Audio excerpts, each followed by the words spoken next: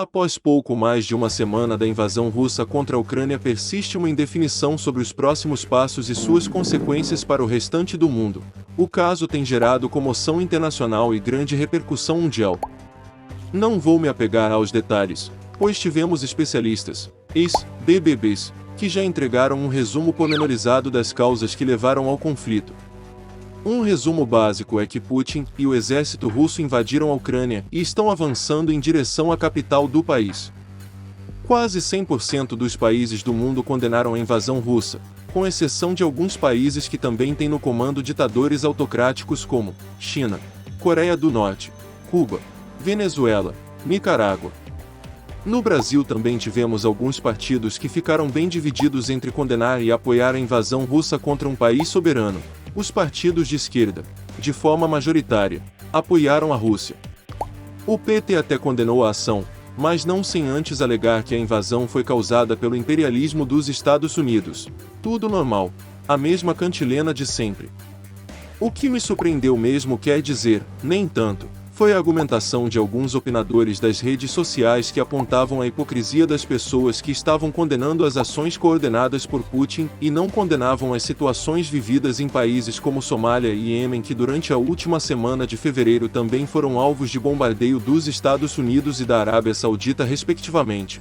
As guerras ocorridas no Iêmen e na Somália, embora terríveis e condenáveis, não podem ser comparadas com o que ocorre atualmente na Ucrânia. Mas por que não? Alguns podem perguntar. Por que nos casos do Iêmen e da Somália o que está ocorrendo são guerras civis? Agora, quando falamos do que está acontecendo na Ucrânia, estamos nos referindo a uma agressão direta contra um outro país soberano dentro de suas fronteiras. Mesmo repassando caso a caso e verificando os detalhes, impossível não parar para pensar nos horrores que a guerra pode trazer para quem a vivencia. Sendo assim, não existe nenhum motivo plausível que justifique qualquer pessoa consciente a não condenar o que a Rússia, sob o comando do ditador autocrata Putin, está fazendo com a Ucrânia. Sabidamente, a população russa termina sendo refém de um ditador. Assim, poderíamos pensar que isso geraria certa empatia pelos russos. No entanto, o que temos presenciado é justamente o contrário. Pessoas odiando tudo que pode lembrar a Rússia.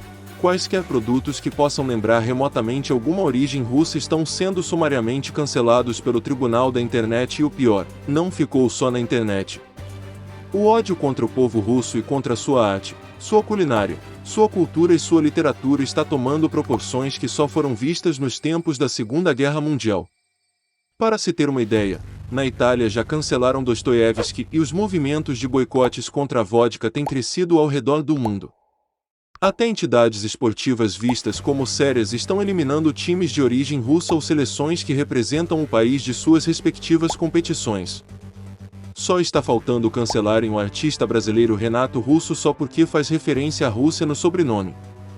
O ódio tem sido tão grande que as sanções que deveriam ter sido direcionadas para os setores que apoiam a empreitada de Putin estão sendo direcionadas para toda a população do país. São 144 milhões de pessoas sendo diretamente afetadas pelas escolhas erradas de um ditador e sua cúpula.